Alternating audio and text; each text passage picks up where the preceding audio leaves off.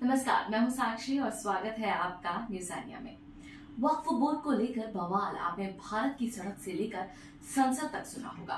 वक्फ board का कब्जा किस किस जमीन पर है, ये आप जब तक अंदाजा लगा पाएंगे तब तक वक्फ बोर्ड शायद आपकी जमीन पर भी अपना दावा ठोक दे।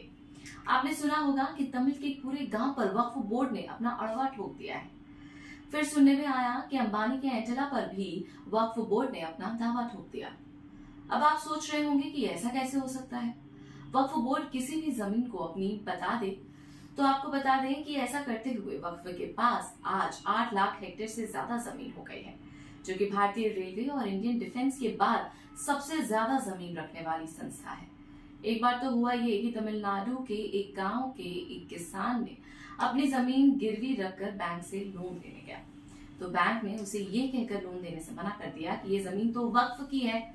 और फिर पता चला कि वो पूरा गांव ही वक्फ बोर्ड को 1956 में दान में मिल गया था।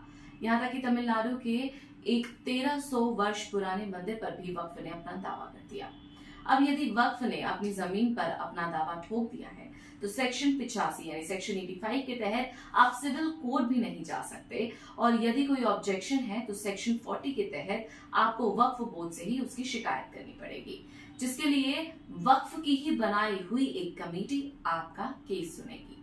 आपकी कमेटी में वक्फ के ही चुने गए जज होंगे, यानी अब आप समझ ही गए होंगे कि आपको आपकी जमीन वापस मिलने के कितने ही चांसेस हैं।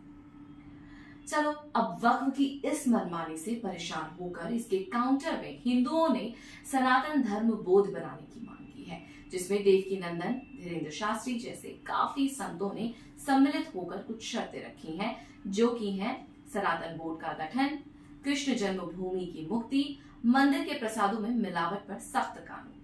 अब देखना है कि सनातन धर्म संसद को मंजूरी मिलती है या इसके साथ साथ वक्फ बोर्ड को खत्म करने की कवायद शुरू होती है।